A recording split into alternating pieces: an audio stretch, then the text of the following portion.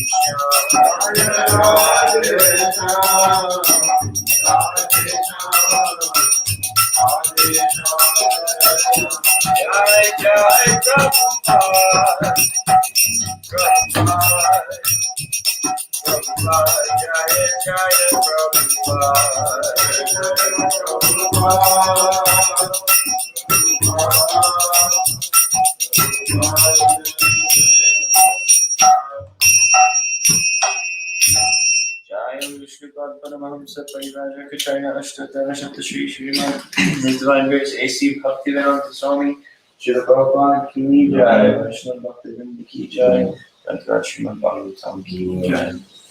Om Namo Bhagavate Vasudevaya. Om Namo Bhagavate Vasudevaya. Om Namo Bhagavate Vasudevaya. Om Namo Bhagavate Vasudevaya. Arayanam Namaskritya Muram Chaiva Narottamam Devam Saraswati Vyasam Tata Jayam Uthiraya Nashtaprayasha Bhadresha Nityam Bhagavata Sevaya Bhagavati Uttama Shloki Bhaktir Bhavati Naishtiki Paramananda Bhataya Prema Vashaksharaya Te Sarvada Sarvasevaya Shri Krishnaya Namostime. Om Gyanantiminandasya Gyananjana Shalakaya Chakshurunmilitam Yena Tasmai Shri Gurave Namaha Shri Chaitanya Manobhishtam Stapitam Yena Bhutale Swayam Rupa Kadamayam Dadati Swapadantikam Vandeham Shri Guru Shri Tapadakamanam Shri Guru Vaishnavamscha Shri Rupam Sagrajatam Sahagana Raghunatam Vitantam Sajivam Sadvaitam Savadutam Parijana Sahitam Krishna Chaitanya Devam Shri Radha Krishna Padan Sahagana Lalita Shri Vishakam Vitamusha Hey Krishna Karuna Sindhu Dinabandhu Jagatpate Gopesha Gopika Kanta Radha Kanta Namostame Tapta Kanchana Gaurangi Radhe Vrindavaneshwari Vrishabhanusite Devi Pranamami Hari Priye Namo Vishnu Padaya Krishna Preshtaya Bhutale Shrimate Bhaktivedanta Swami Namine Namaste Saraswati Deve Gauravani Pracharine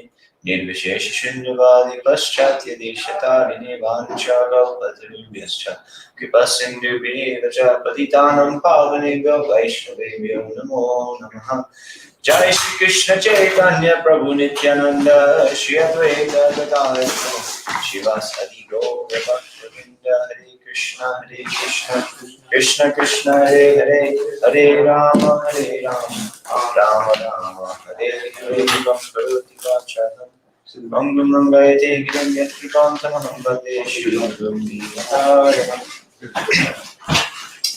Okay, both. Some class again. Today we are covering the 4th canto, chapter 28, text 7 through 10.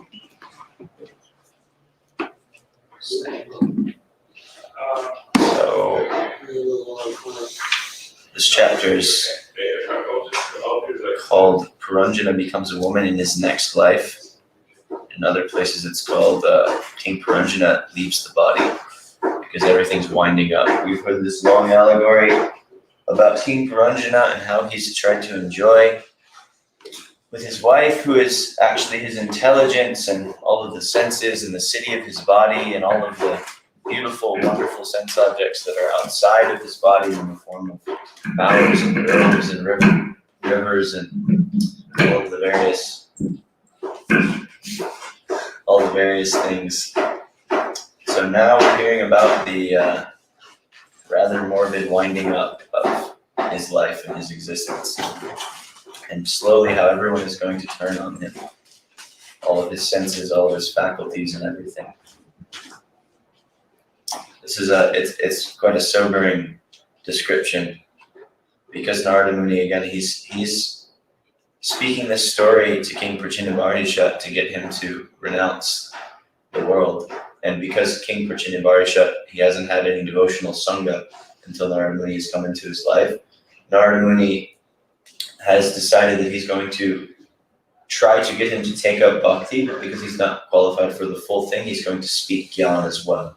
So he's speaking very much about the negative aspects of existence and how one has to raise their consciousness by this kind of detailed examination of their situation. So that's applicable for us and it's useful. That's why it's here in the Bhagavatam. But that distinction is there, and that's why this particular story goes in some of the directions that it goes. Ishirnam swapurim viksha pratikulanana dhritam putran pautran gamatyam jayam chavitasaushidam. King Puranjana then saw that everything in his town was scattered, and that his sons, grandsons, servants, and ministers were all gradually opposing him. He also noted that his wife was becoming cold and indifferent. Prabhupada remarks here, when one becomes an invalid, his senses and organs are weakened. In other words, they are no longer under one's control. The senses and sense objects then begin to oppose him. So towards the end of life, everything just kind of starts to fall apart. Actually, in our generation, we get a little more of this. Garrison was remarking in the last class that his 15 was like 20, and his 20 was like 30, and his 30 has been like 50. So because society is becoming less and less stable, the food that we eat, all these things that we are ingesting, the microwaves in the air, everybody's got 5G and 4G before that and 3G before that. And if you put a cell tower in somebody's house, then they mysteriously get cancer. This happens in places like India. It's a big thing. Like they'll have in places like Delhi where it's really cramped in the slums, they'll just stick a cell tower right on top of their house, and everybody in the building gets cancer within like 6 weeks or 6 months to a year. And so the world we live in is getting increasingly hostile. So things deteriorate faster and faster. So towards the end of one's life, everything starts to go haywire. You can't even enjoy anymore. Things don't work. What's that? Vishnudev always quotes, who is it? Badahari. He says, when you guys see pizza, you see enjoyment. When I see pizza, I see indigestion.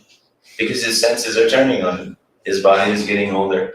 So he sees pizza, and he doesn't even see what he used to see. Oh, I love pizza. My Guru Maharaj also talks about this all the time. I can't have pizza anymore. It's like there's some flickering thing. I wish it was the way it used to be.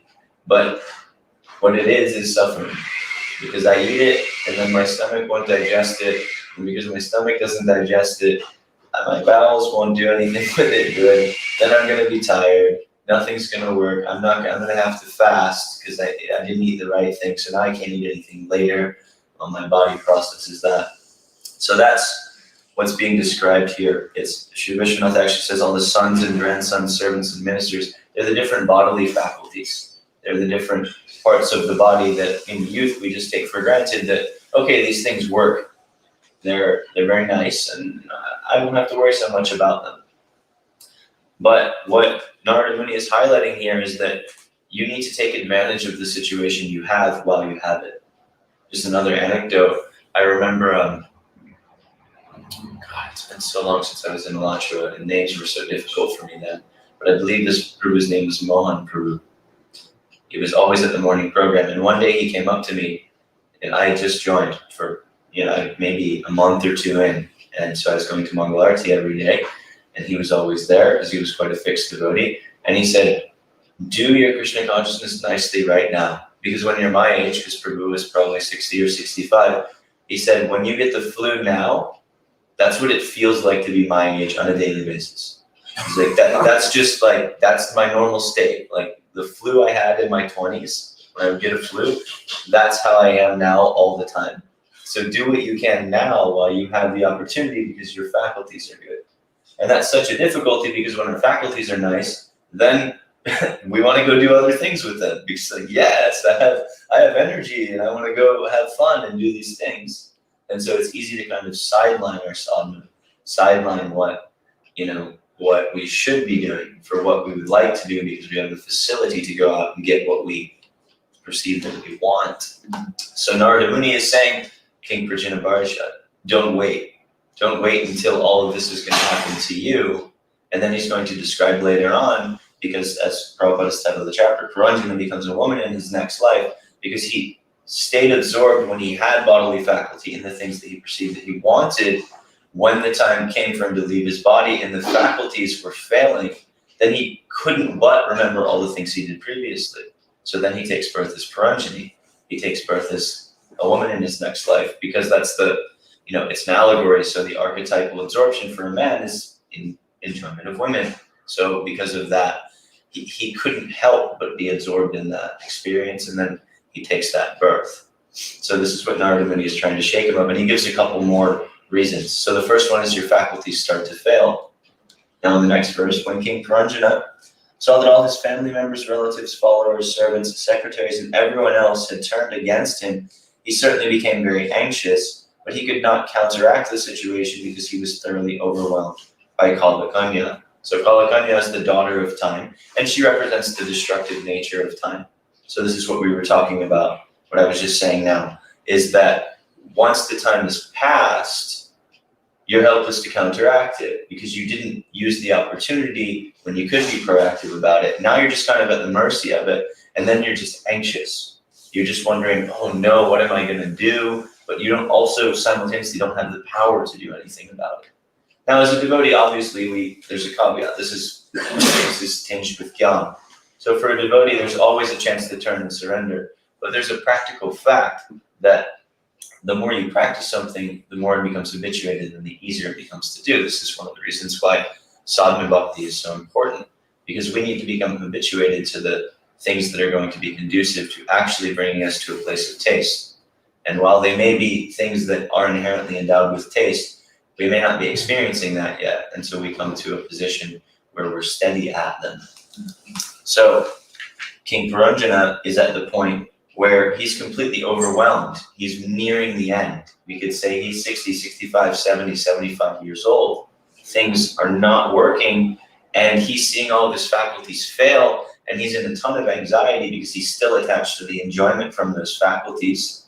And he doesn't have any other choice but to think about that because he's in so much suffering. The objects of enjoyment became stale by the influence of Kalakanya. Due to the continuance of his lusty desires, King Puranjana became very poor in everything. So he couldn't enjoy and he still wanted to enjoy. So the only result of that is frustration. Thus, he did not understand the aim of life. He was still very affectionate towards his wife and children, and he worried about maintaining them.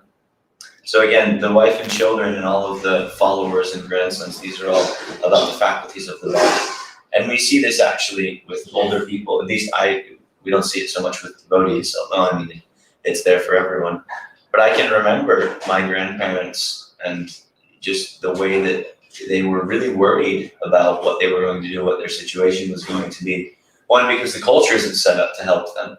Because culture is supposed to be set up in a way that when somebody grows up, into their elderly age, that they're going to be taken care of for the work that they've done. They put in their dharmic responsibility, and then the dharma of the children and the grandsons and everything is to take care of them so that they really don't have to worry about anything. Yeah, they're sitting there with a body that feels like they have the flu, but they don't have to do anything because they already did the work, and now they get to think about spiritual things. They get to just worry, okay, I can't do anything. If it takes me 6 hours to chant my 16 rounds, I'm going to sit here and chant my 16 rounds, or whatever, and get absorbed, do whatever spiritual sadhana I have.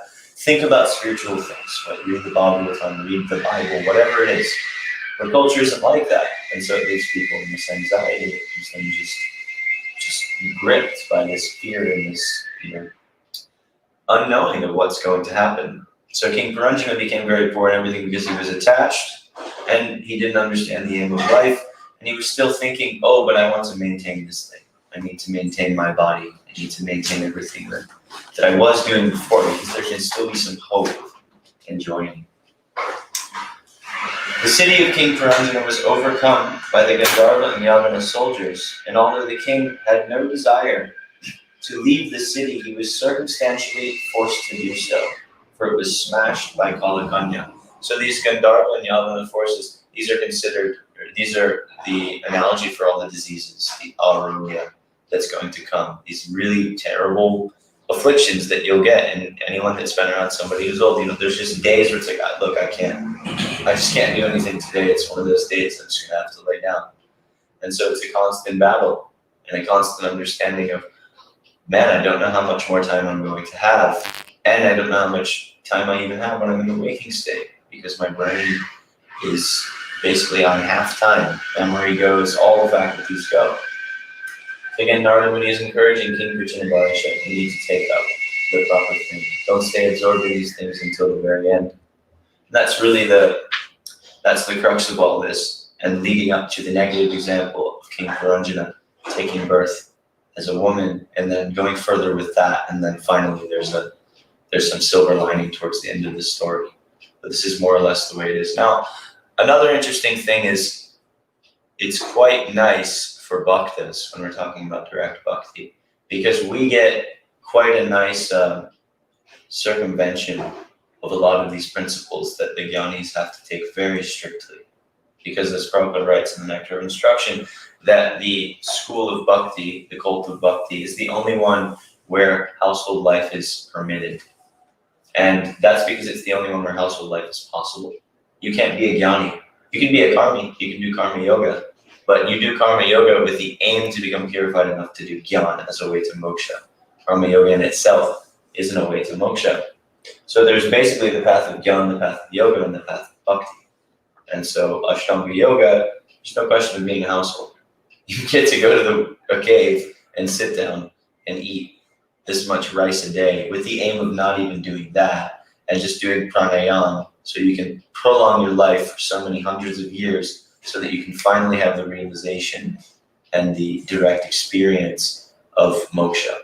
And jnana is similar, just shorter, because it's not so much with the austerities, but you have to stay away from all the sense objects and just think your way. That's literally what you do. You have to think your way to Brahman. Because not this, not this, not this, not this. And you just, in one sense, I mean, their whole process is totally ephemeral and weird, because they don't even know what their goal is, because there's the definition of their goal is that it's undefinable. So you just kind of, it's like the Buddhist koans, if anybody's ever heard of these, what's the sound of one hand clapping? It's just like, it's something designed to make you not think anymore.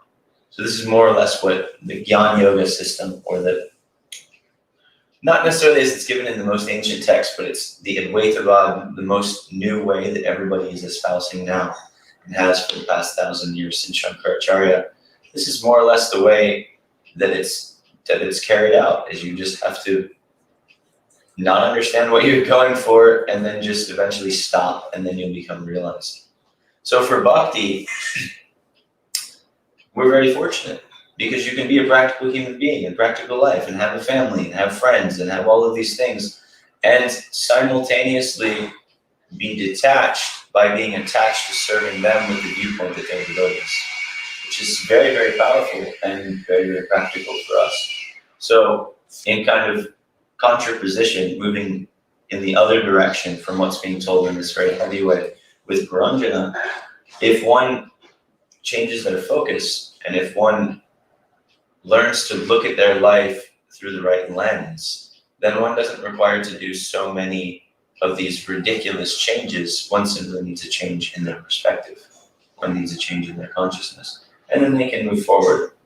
And yeah, so that's very nice. And then when one comes to a point, we see this practically with many of I think that's one thing in our culture that we can see, is many of the older devotees, in a very simple way, which is the way it should be, are just moving towards the fact that they want to sit down and chant, or they want to sit down and read Prabhupada's books, and they want to do a little something, it's definitely there. I see that.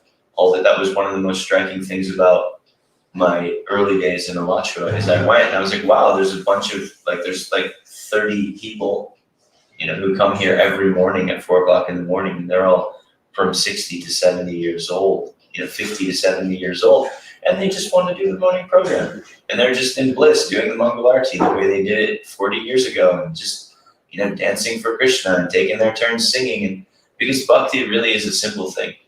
I really love this. Radha Govinda Maharaj says this in a class. I haven't listened to many of his classes because most of them are in Hindi, but remember hearing this, he said, bhakti is so simple. You just come home from work, come home after your long day, and you sit down in front of your deity, and you say, oh, Thakurji, I just want to do a little service for you. And you read the Bhagavatam to Thakurji, or you chant your japa to Thakurji. There's no big, huge, extravagant thing you have to do or anything. It's literally just a matter of putting into perspective what's important and making a little time for that, and in that time that you make for it, being present. And then everything will grow from that.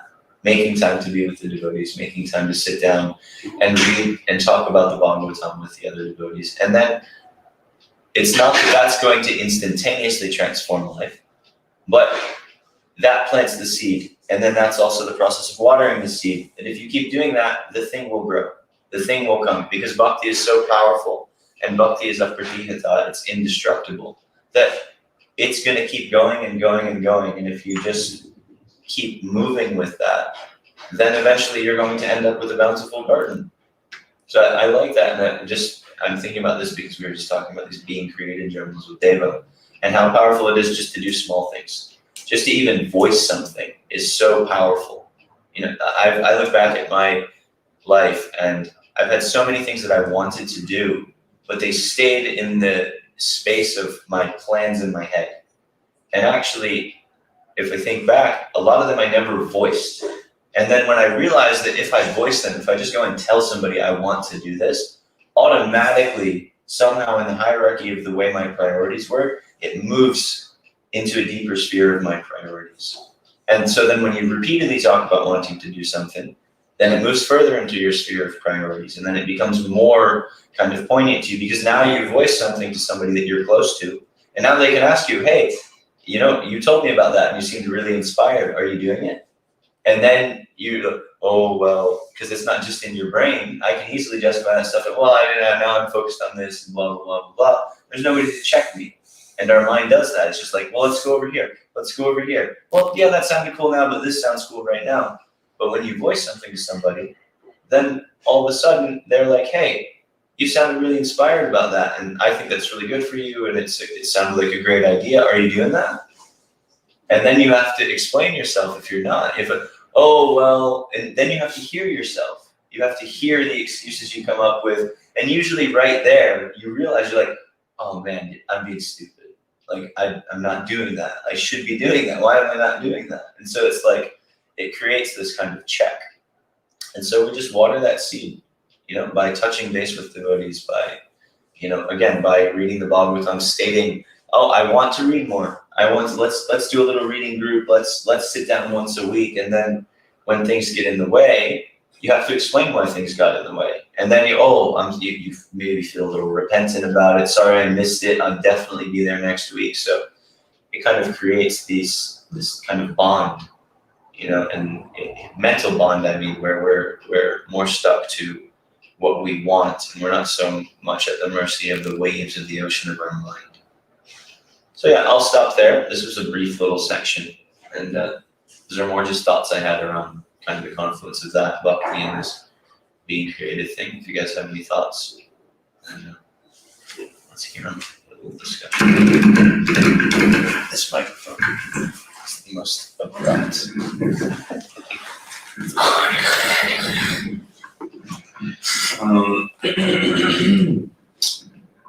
I was thinking about the point you were making about taking advantage of the, you can say, efficient facilities that we have while we have them. And that kind of dichotomy of, having the wherewithal to understand the nature of time and how it will erode the quality of our facilities over time, while also battling the kind of, enjoying nature, that comes from having such facilities. And so kind of being in that, it kind of speaks to the importance of training and all these kind of things. And having, that what I appreciate about the Shastra is that it gives us that kind of bird's eye view of life and helps to point us towards our priorities. So, and at the same time also, we recognize our capacity to engage to a certain degree in devotional service.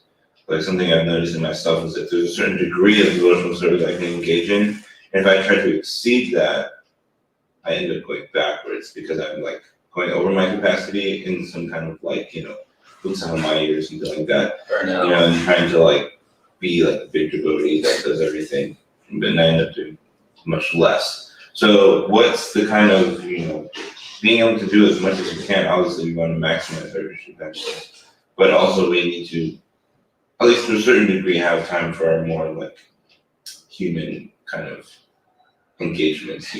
Yeah. so obviously, again, we want to have at least a 60, 40, 70, 30, Krishna compass to the rest of our stuff percentage.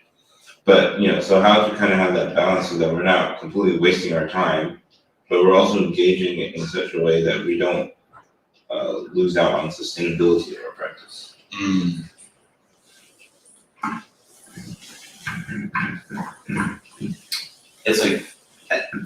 It's such a good question because it's such a poignant one in everybody's life. And I think what you're bringing up here is really the art. If there is an art to practicality and sadhana, it's really, this is the art that has to be learned. And I'm still learning it, so whatever I'm going to say, take with a grain of salt.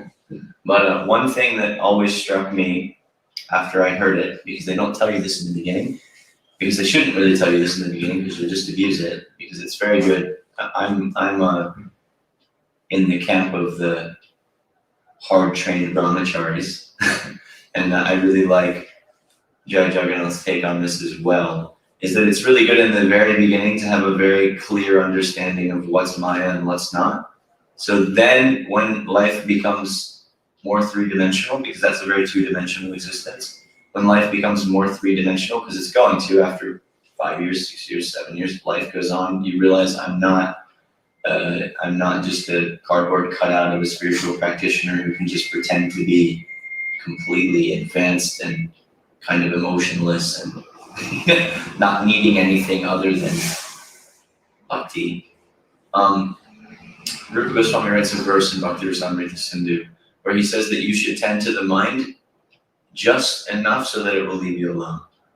I think this is really, really good advice. Krishna also says this in the 11th canto of the Bhagavatam. He says the mind is like a horse, and if you pull at the reins all the time, the horse is stronger than you. So you're going to lose. So if we just try to say 100% Krishna consciousness, it's on all the time, no matter what, you got to understand you're dealing with a chimpanzee. He's got 10 times your strength. It's a horse. There's no, what can you really do? And if you piss him off, if you chomp at the bit, or not chomp at the bit, but pull at the reins and dig into his lip with that bit, then you're going to lose. And you're going to end up going a direction you didn't want to go and then losing all of your kind of steadiness and fixity. So I'm very much of the camp that my tactic is to stay insulated with people who I know have my best interest at hand, with friends and devotees who are well situated and who are not only well situated, but in a way that I can trust and actually sympathize with and be around. A community really is what I'm saying. Staying around people like that, having a little community, whether that's virtual or physical, but the contact is what's important. And then just being myself, and then I find that things just kind of work out that way. I'm myself. I need this. I need to BS with my friends every now and again. And I need to, do this. But at the end of the day, I'm also talking to my friends about my aspirations. And like I was saying earlier, they're helping me hold to that. When I sit down, I'm like, hey, let's talk about my life, or let's talk about your life. And this is what I want to do. And This is how I'm doing in what I told you before.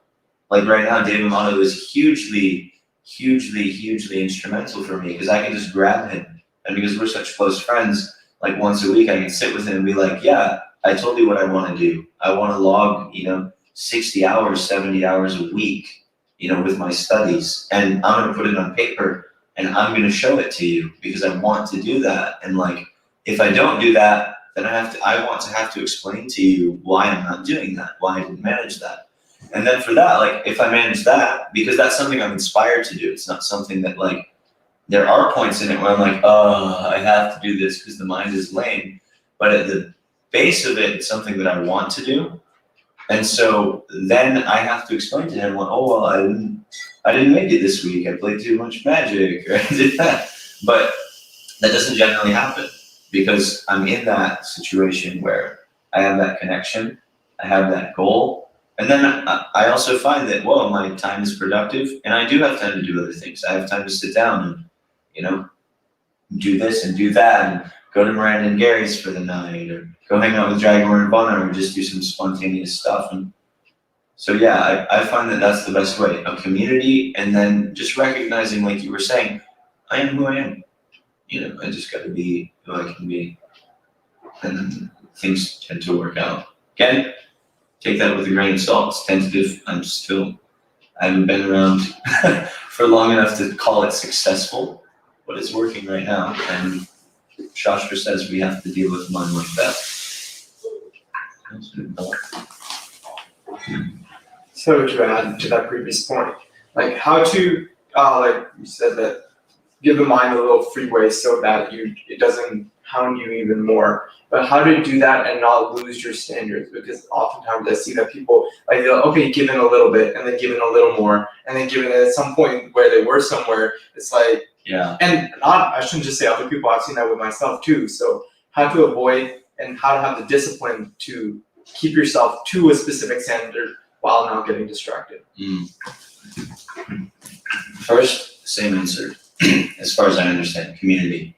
Because if you're talking to your friends and people who care about you, and people who are your big brothers or big sisters or your father or whoever, and you're being open and honest, then things are, they're going to be able to tell you, hey, I think you're doing a little too much of that. Like, hey, Ujjwala, you played Magic for 5 hours. Like, that's a little too much, bro. So I think that's the thing. And then on the other side, internally, practically, it's something that has to be learned. You're going to slip. You're going to do it wrong, but that's part of becoming mature. You're going to say, all right, let me try this. It's obviously not working that I just pretend this doesn't exist, so let me feed it a little bit. You're going to feed it too much. You're going to end up going in the wrong direction. But that's also how you ride a horse. If you're riding a horse and you're trying to go 100 miles in a particular direction, if he decides to go like this for a little while and you want to go this way, you let it go this way for a little bit, insofar as you're still moving in the general direction you're trying to go. And then after he's had his way a little bit, then you've earned some credit with him. And then you can say, all right, let's adjust a little bit. And then you kind of recalibrate. And then you recalibrated. And so then he's all right, yeah, and he starts to kind of drift a little bit. You don't say, no, what are you doing? Don't do that. We're only going on. And then, so you keep him happy and you stay happy. But it's a balance. You're working with the balance. And this whole thing is predicated on the fact that you can't just pretend the mind doesn't exist. Because sadly, it's the most palpable and powerful experience of our existence is our mental sphere. That's the thing that's dictating us right now, and that's our problem. So, like that, community, and we have to learn how to do it. It's not something that's going to work the first time, maybe even 100th time. We got 3-4 more minutes. I really appreciated your answers. It just made me think also, Madhurya Kadamini is describing the process of getting to Nishta.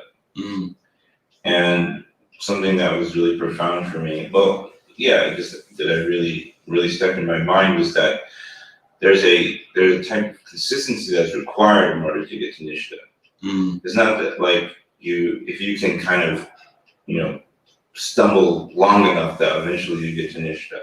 you have to reach a certain kind of consistency in your practice, in your sadhana. And when you maintain that consistency, it's like if you're pushing a rock uphill. If you stop, you're going backwards. You have to keep going. And then once you get to the top, then it'll just roll by gravity. Yeah. So that niche, that's like that niche. Once you get to that niche and you have that steadiness, then you're like, you're not, I mean, you're cruising in a sense, you know, that you're able to move. You have that kind of foundation. Yeah. So when I think about, like this kind of idea of being human, so to speak, that is also something that's like you have to be aware of that kind of trigger of the mind, because my main concern is sustainability of my devotional service. It's not so much of like, I want to express my human nature and myself, because I also tried that and I also had the experience of just, you're like, oh, I want to be a human and do that, but all of a sudden you're like here and you're like, oh my God, how did I get here? Yeah. So, like that intelligence is required to recognize which things are okay to give some leeway to, and there's some things that are not okay to give leeway to. Yeah. And that requires that association and things to get that kind of intelligence. But so I was just thinking about that consistency, and so when we talk about how to balance ourselves, I think that balance can only be proper if, in so much as our priority is our bhakti. Yeah. And if our bhakti is not a priority, then that balance will always manifest as our just giving some excuse to engage in more sense gratification. Mm-hmm. So I guess maybe if you can just say something about how to, or just strengthening our just really prioritizing devotional service and just reinforcing that. I feel like that needs to be reinforced every day. Yeah. Especially hearing about the goal of devotional service. That was really a profound change for me in my devotional life, was when I started to hear more about the goal of devotional service. Because if you don't have that, it's just like your motivation is so superfluous. It's just like, that's not the right word, but it's just very superficial. It's just like, if it feels good, you'll do it. If it doesn't feel good, you don't do it. And after a while, you just get sick and tired of being such a neophyte, and you just so like bogus. So I'm just thinking about that. Really being reinforced the prioritization of our devotional service and actually making advancement.